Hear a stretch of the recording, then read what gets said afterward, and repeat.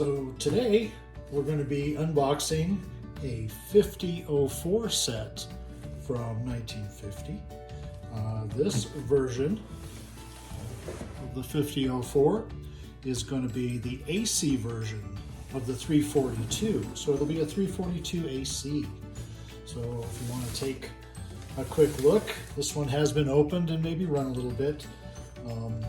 So open this end. This train has been made and tested with great care for best operating results. Unpack and handle carefully.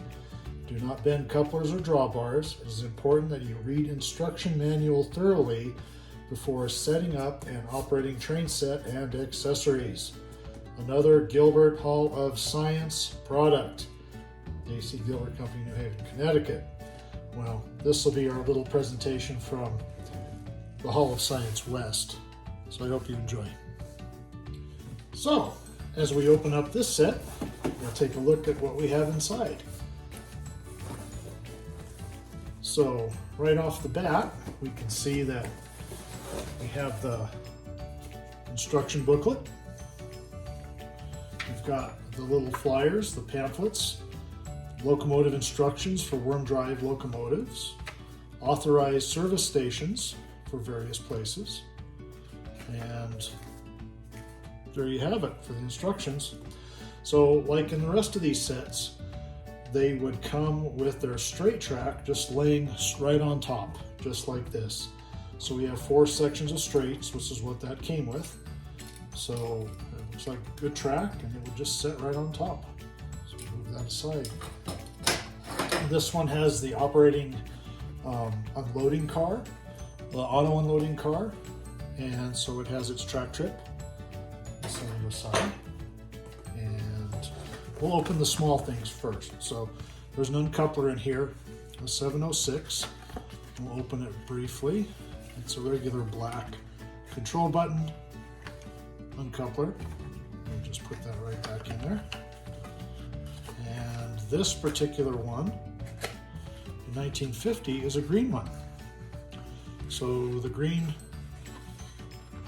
and it also has the, you can see that, the straight bar on the green that mostly can hook up to a straight track, but you can hook it up to a curve.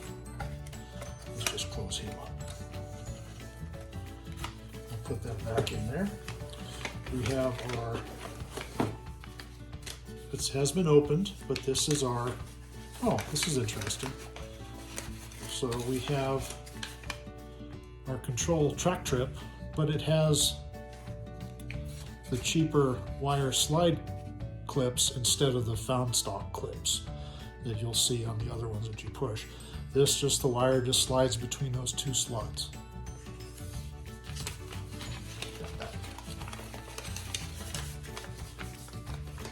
So as we go through here, we'll just start out with this stuff first, and we'll start with the locomotive last. So it has a nice piece of string on it. This is our curved track. I don't know if we can, this is really tight on here, so I'm not really going to mess with it, but I have a feeling there's 12 sections of curved track in this box. It has the heft and the weight to it, and we'll set it back in its hole right here. Let's look at the operating car. So it is actually labeled with just the cardboard sleeve. So this might have come like this without the enclosing box. So we're going to open this up. Oh, I'm going to lose the, this one's seen better days, this box. So here's our unloading car. I'll set it over here. And this looks like, could be original paper, but I think it might be a later wrap that somebody put on here. This is a very nice unloading car with the racer on it. Very pretty looking car. It has a little bit of the mold release on the coupler, the white, that usually is removable with some hot air from like a hair dryer. Don't use a heat gun. You could melt some of this stuff, so just real light hot air, and look, it's already, if you just wipe it, it actually comes off. So This particular one, these are both swing underneath, so they didn't need the special cardboard sleeves on the outside. It's a very nice little man-oil coupe, or excuse me, the racer, Tootsie Toy Racer, and he was in there pretty good. Nice little car. So we'll put him back on there, get him back in the box, and we'll move on. So we have our automatic unloading car back in the box, our 715. So let's take a look and see what we have here. So we have, the box is unmarked. Actually, it's very faint. This is our caboose. I'll go ahead and open it up. So this one is not the original paper. It's just somebody's politely covered it up with some tissue. Let's just see what we got. Wrapping it up like this for your storage is actually very nice. It'll keep the finish nice on these as they bang around in the box if we have to move them. This looks like a decent little 630 caboose. It actually says 5004 from 1952. And someone put a sticker on the bottom of this one. I don't know if you can see that. So that always makes me wonder when you see those if these haven't been put together after the fact. A lot of times what my uncle would do is he loved sets. So he would try and build these sets. He wanted like one of each. So it could be that this is just, there's some of these items were missing. People will strip them down and sell the cars individually. So this one is a very nice looking caboose. And it does say 1952 on it. So it could have been taken apart and there might be a date in there. But nice little Reading car. So as we move on, we'll take a look at our next car, which is the 631 Texas and Pacific Gondola. This one, the box is a little torn in it. We could probably find a flap and you just tape it with some clear Scotch tape. This has been a little bit worn. This car, it also makes me wonder if this wasn't added later. Somebody wrapped it in a paper towel. And that's okay. If you do this though, you should probably try and find the paper towel without, just get the regular white paper towel. You don't want any of these, the patterns and stuff that you'll get on these once in a while to get onto your car. But it does act as a very nice cushion when you're putting these away or you're shipping them before you wrap them up in your tissue paper. So once again, we're looking at this. This one has a little bit of rust. It has the white mold release on the couplers. It has all of its steps. It's just a plastic car. Like I say, a little bit of rust on there. It's seen some moisture, but it'd be a perfect one to run. So we may run this one. So let me put this away and we'll go on to the next thing. Okay, we put that one back. Let's take a look at this blue and yellow box. This is a 646 floodlight car. You see that there? And so I'm going to go ahead and open it up and we'll see what we have in here. This one has been repaired. It's a little bit roughly repaired the way they taped it. A lot of times you can just run one piece of tape across here lengthwise and it'll serve better than what we're getting on this one. If you can see how it's kind of ripping it a little bit, but we'll work on that later. So we're going to pull our tissue covered floodlight car out and we'll see what we have. So if we open this one up, once again some later tissue, and this one appears to be, it looks like a red painted. I believe that's, it's hard to tell, but I think it's, it might be the metal floodlight car. Anyways, this is what our floodlight looks like. The wheels are really nice, but it's not like in perfect shape. It has the white on the couplers and pretty sure that's a red painted, that's plastic. So it's a red painted plastic. Some of them were cast iron, but I'm pretty sure this is a plastic one. You can see a little chip where there was some black underneath there. So this is a very nice little floodlight car. I'll put that away and we'll check the next one.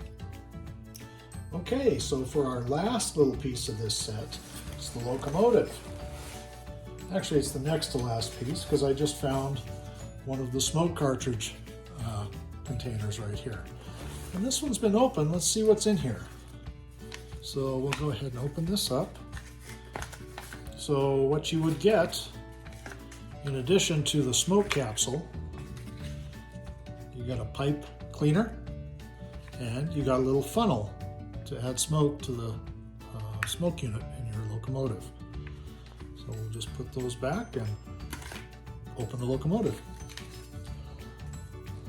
So this one we have 342 switcher loco and tender with choo-choo and smoke.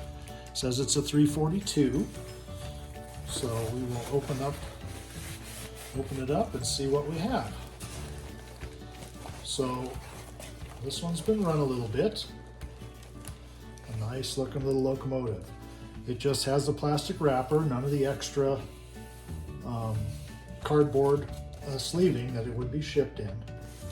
Actually in very nice shape, very nice paint. It's got a very gloss kind of a sheen to it. So, and this might be a later one because it has a little bit of like line defects and molding defects on the side. I don't know if you can see that or not. It's not going to affect the performance or what it looks like. This one has a thick nickel plate road stamp with a large American flyer in the big 342. It's got the dark one. So this is a later version. This could be on the couplers. 46 and 47 didn't have any weights. In 48, they went to a gold, a brass button on the weight. And then in 49, 50 through 52, they were all these darker colored weights. So this is a later locomotive. Take a look at the underside.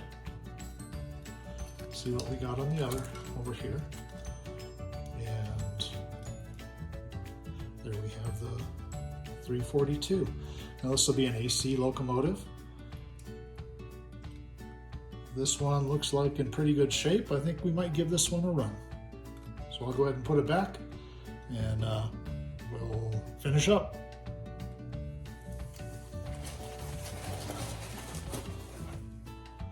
So I think we're going to go ahead and since this is a nice used set, it looks fairly complete. So the guy's going to run over to our 4x6. We're going to give it a try.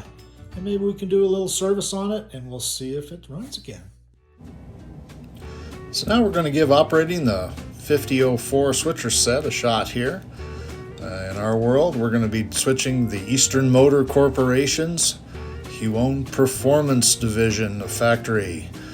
So just to show you what a 160-inch oval of track, and then maybe adding a couple of switches and some extra track for some sidings, how much fun we can have.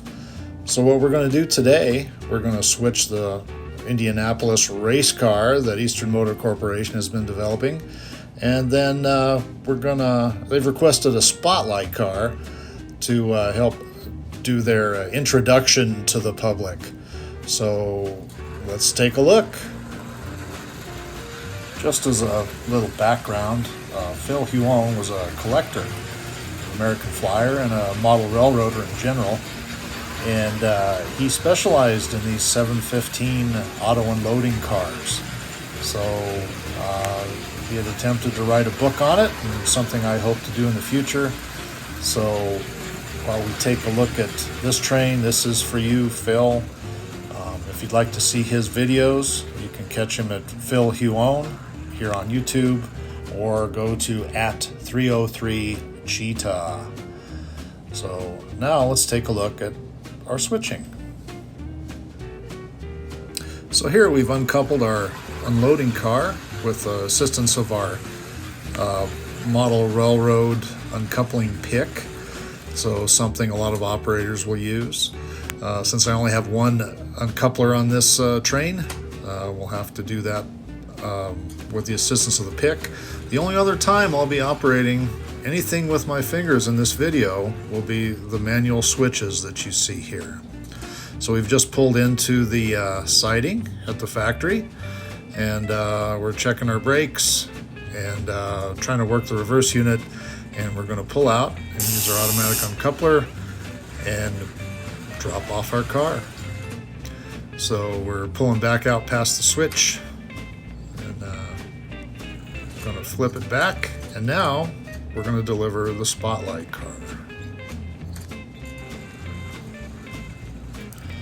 So normally we wouldn't switch by pushing the caboose, but for the sake of speed and our particular model railroad rules allow it, we're going to use our steel caboose to push the floodlight car into the siding at the Huon Performance Division.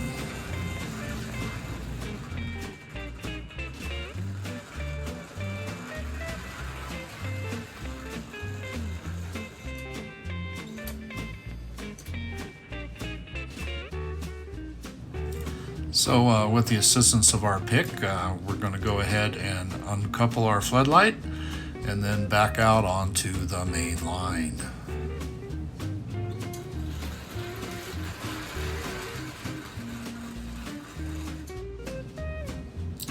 Now that we're clear of the switch, we're going to throw it back, and we're going to use our oval as a simulated passing siding. So our engine is going to make its runaround move and back and hook up back to the gondola, and we'll pick up and head on down the line.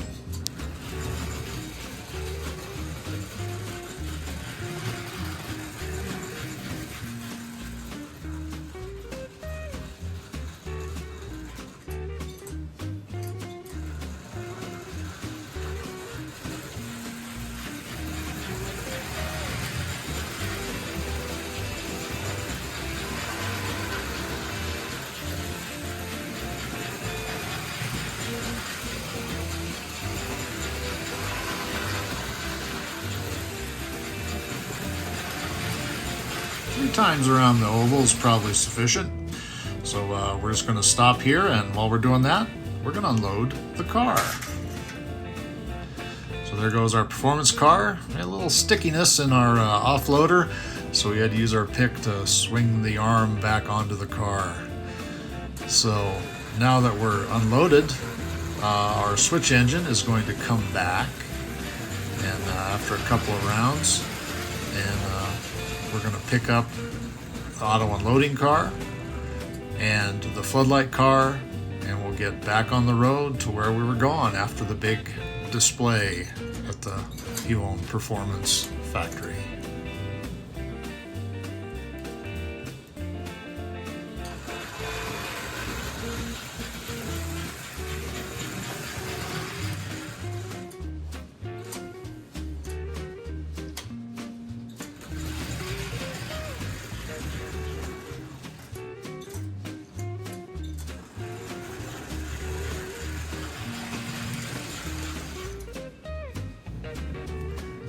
And here we've cleared the siding, and now we're going to back on up into our little freight train. Now I could have just spun around and picked up the floodlight car, which would be a little more realistic, but I thought we'd take our train around this oval just a couple of times, just for fun.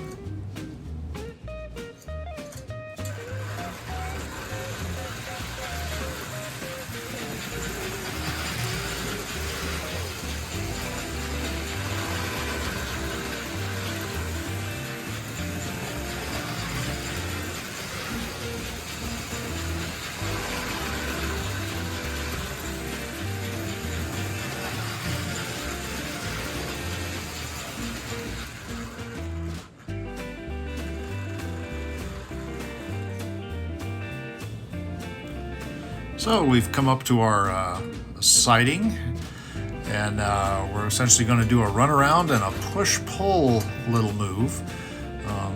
We had some issues with our reverse units. I didn't quite get the cars far enough apart, so they have a tendency to recouple on themselves. but as we come around our simulated passing siding on the oval, we're going to use our caboose again, and we're going to pull on in and pick up our floodlight car, bring her back out to the main line, do a runaround, and then head on our way.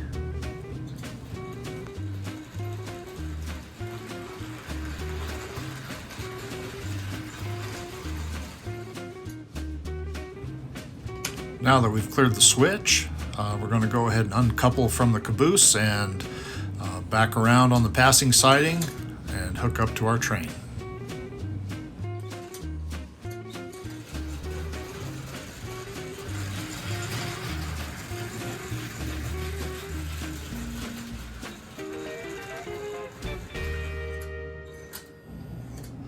So now that we've hooked back up to our train, we're going to head back on down the line and do some more switching further along. So not too bad for just an oval of track straight out of a set box. This engine came straight out of the box. I didn't do any servicing on any of the cars. And you could kind of see that. The 715 was a little bit rusty where the platform stuck. And the couplers weren't working too well, so I had to use my uncoupling pick to take care of a lot of the uncoupling chores. But overall, except for moving the manual switches, I didn't have to touch this train at all. It was done completely by remote.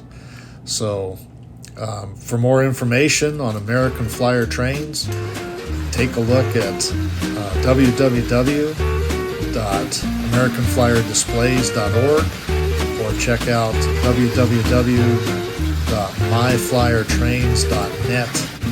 If you'd like to see more of Phil's collection, check him out at 303 Cheetah. Thanks for watching, and I'll catch you next time.